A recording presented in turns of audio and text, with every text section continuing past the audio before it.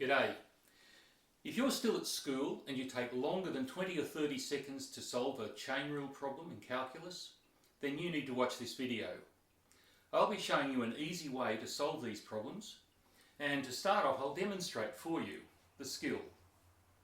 I have behind me 6 questions from New South Wales, Australia, leaving school exams. In our local state it's called the Higher School Certificate, and students sitting the basic advanced level course solve these problems early in their exam. They're very small differentiation problems worth 2 marks each, and according to that marking scale they're allowed 3 minutes per question, which I think you'll find is laughable once you understand the skill for solving them. What it means is if you can solve these in 20 or 30 seconds, you're able to build up a bank or a reserve of time to spend on more difficult questions later in such tests. But for students worldwide, let's solve these. You can put the timer on, you can watch your YouTube timer. We're certainly going to take no more than about 30 seconds each, even though I speak. So here we go. The derivative of this using the chain rule is dealing with the power first, multiplied by the exponential multiplied by the derivative of what's inside, which will be 10e to the 2x, 3 plus e to the 2x to the power 4. That was, by the way, for local students, a 2012 question. 2011, the derivative will be 1 on 5x plus 2 times the derivative of what's inside, which would give us that answer. 2010, the derivative would be 1 on whatever is inside, the logarithm, times the derivative. The 3's would cancel out, or divide out, I prefer that expression, and give that result. This derivative from 2009 will be 2e to the x plus 1 to the power 1 times the derivative of what's inside, which is e to the x, and bringing the e to the x forward. There's no need to write a power of 1, of course. This question is from 2008. The derivative would be 9x squared plus 3 to the power 8 times the derivative of whatever's inside. 9 times 2x is 18x. X squared plus 3 to the power 8. And finally, from the 2007 High School Certificate paper, the derivative of this would be 10, 1 plus tan x to the 9 times the derivative of what's inside, which would be sec squared x. Putting that together, it would be 10 sec squared x times 1 plus tan x to the power 9. Now, I don't know how long that took. You can check that on your timer. What I'm going to demonstrate now is why we can solve these problems in this manner. That is, I'll be demonstrating why the chain rule works the way it does, and how you can do it in just 2 steps like this. When I was taught, and probably when you were taught in school, you were taught to do it by substitution. So I'm going to start from that point and then show you the simple form. And then I would encourage you to practice.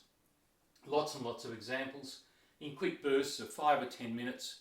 If you're solving them every 20 seconds, in 5 minutes you'll solve 15 questions. And that's a good amount of study or homework for one night. Well, let's get started.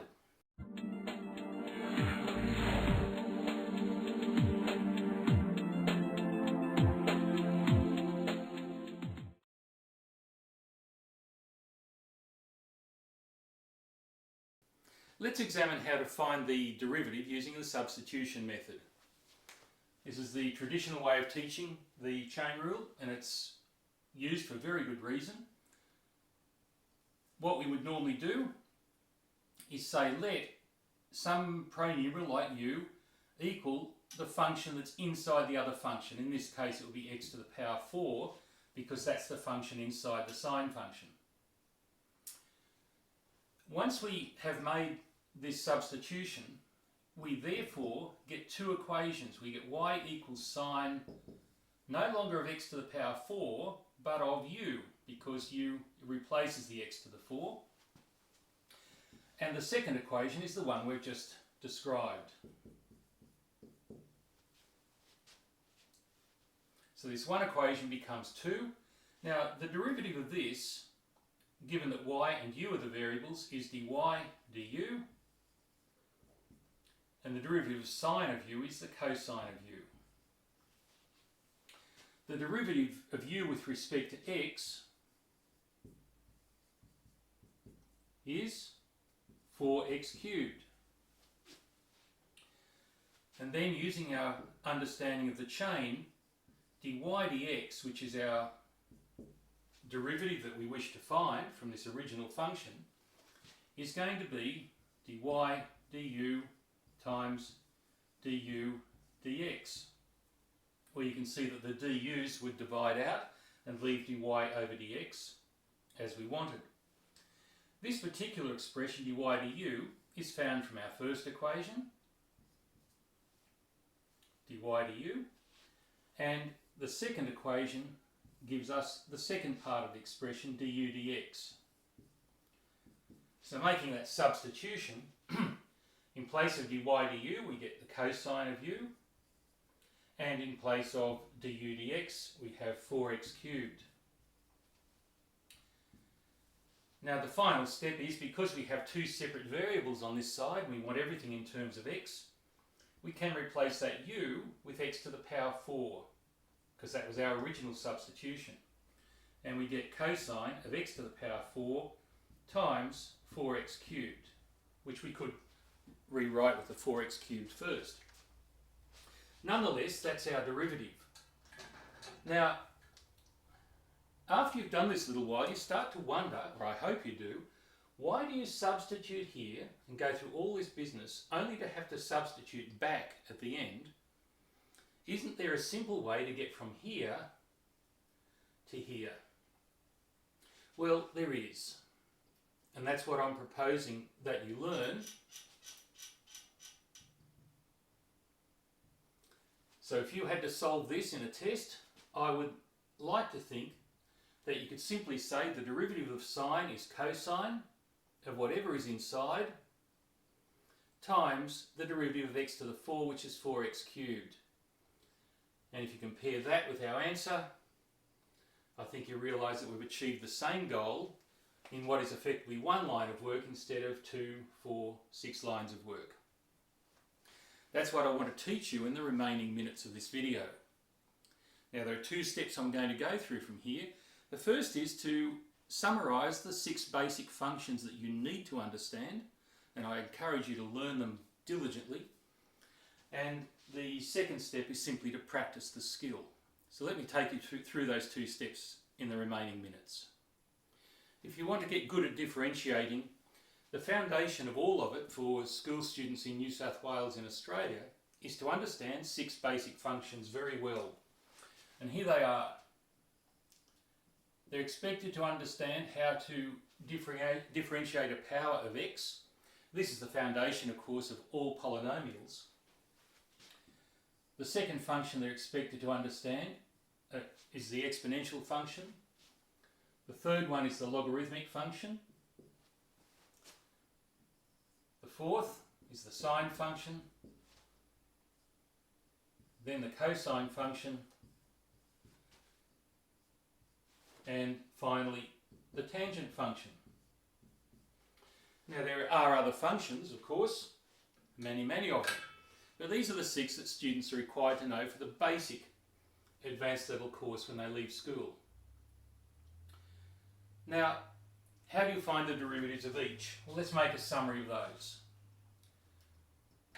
The derivative of a power of x is the power times x to the same power less 1. So we write this power down the front and take 1 away from the index. The derivative of the exponential is itself. The derivative of the logarithm of x is 1 on x. The derivative of sine x is the cosine of x. The derivative of the cosine of x is minus sine of x, and the derivative of the tangent of x is the secant squared, or what we call sec squared x. These you should memorise, you should write out and practice until you are very good at them and can confidently reproduce this page, if you like, or each of these steps in a matter of seconds. Now, if we have a more complicated function, for example, a function to some power, or e to some function of x, or the logarithm of a function of x, or the sine of a function of x, or the cosine, or the tangent of some function of x, how does that affect our derivative? Well, it transpires that our derivative looks almost identical. That is, the derivative here, the n would still come down, we would still reduce the index by 1, and it's still the power of the original function, but we multiply by the derivative of what's inside. This, if you like, is like our original dy du, and this is our du dx, from what we did just a little bit earlier with our chain rule. If we are taking the derivative of an exponential involving a function in the exponent position, in the index, the derivative is exactly the same multiplied by the derivative of the function inside. If we're taking the logarithm of a function, it's 1 over the function times the derivative of the function inside. Sine of a function, the derivative is the cosine of the function times the derivative of the function inside. I hope you're seeing the pattern. The derivative of the cosine of a function is minus sine of the same function. Notice the function stays the same inside every time. That does not change. And it's always multiplied by the derivative of what's inside. So here the derivative will be the secant of this same function times the derivative of what's inside. So the first sheet that we had was just your straightforward derivative for each of those 6 simple functions. Now we have a sheet, if you like, or a page showing the derivatives of those same 6 functions where you have a function embedded inside them. And you need to understand this very well and very simply as well. Let's see how this summary can help us to solve a derivative problem. I'll do a simple one across the bottom here. I don't have a great deal of room, but let's make one up. Let's say I have a function y equals the logarithm of the sine of x squared. Here I have a function of a function of a function. And that's normally more than you're asked to do in a school exam question. But how do we find the derivative? Because I'm running out of space, I'm going to work across the page, across the sheet. The derivative is, now here we have a logarithm of some function. So we're using this pattern here. Notice that the derivative is 1 over whatever function is inside the logarithm. That is, whatever's left. So it's 1 over sine x squared. It doesn't matter how big or complicated that is, you just write it on the bottom. Times the derivative of what's inside. So we now have to find the derivative of this. And to do that, we now move to our sine function. What's the derivative of sine? Well, it's cosine of everything inside. So the derivative of sine x squared will be the cosine of x squared. Then we have to multiply by the derivative of what's inside it, which is the x squared. And that becomes this function, and the derivative of x squared is 2x.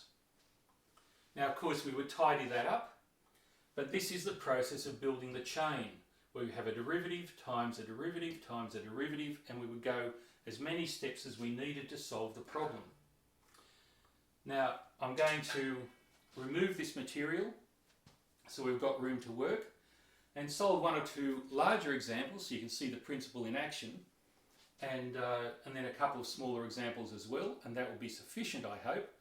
And you have the liberty, of course, of going back and reviewing the questions I did at the beginning of the video with this understanding to see how I did them and how you can do them quickly as well. So let's clear this and try a more difficult question. Now, I happen to like this process. This is something that I do with the students I tutor, and when I was teaching full-time, I used to enjoy doing this with my classes. We would write out a rather substantial function built up of those 6 basic units.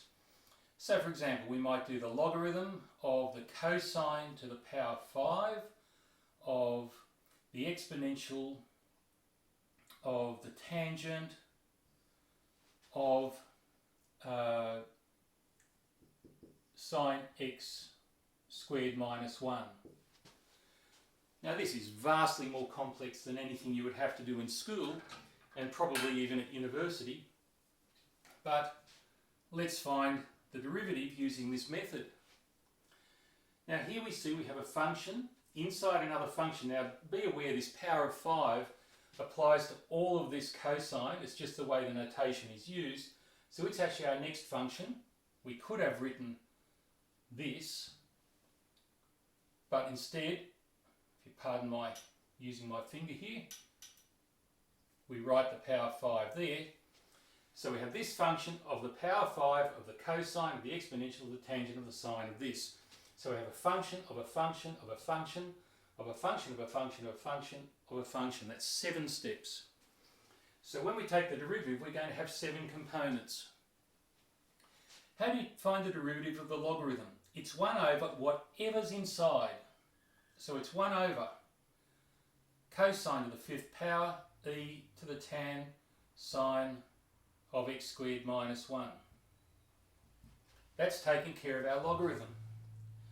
Remember, our next function is the power of 5, and the derivative of that is 5 cos to the power 4 e to the tan sine x squared minus 1.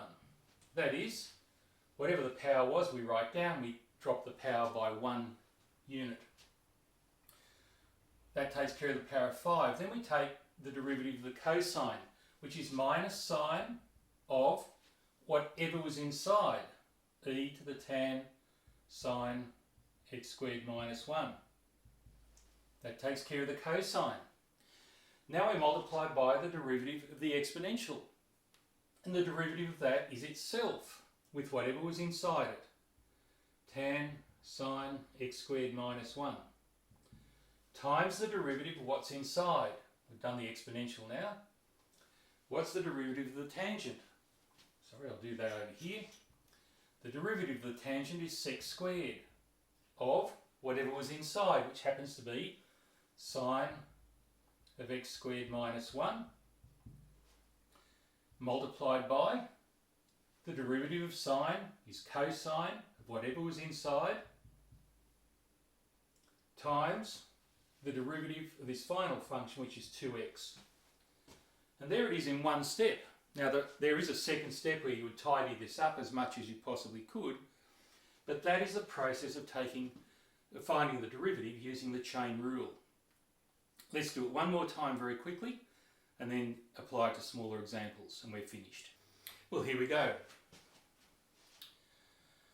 Let's do y equals tan of the logarithm of the cosine cubed e to the sine 4x. There we go.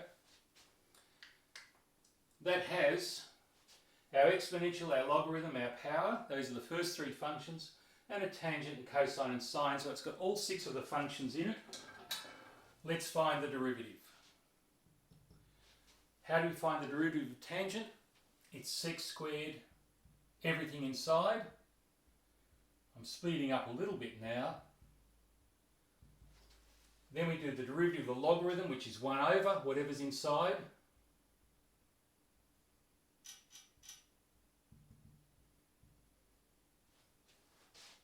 Times the derivative. Now the power of 3 comes before the cosine, So it's going to be 3 cos squared e to the sine 4x. Then we deal with the derivative of the cosine, which is minus sine e to the sine 4x. Then we do the derivative of the exponential, which is itself.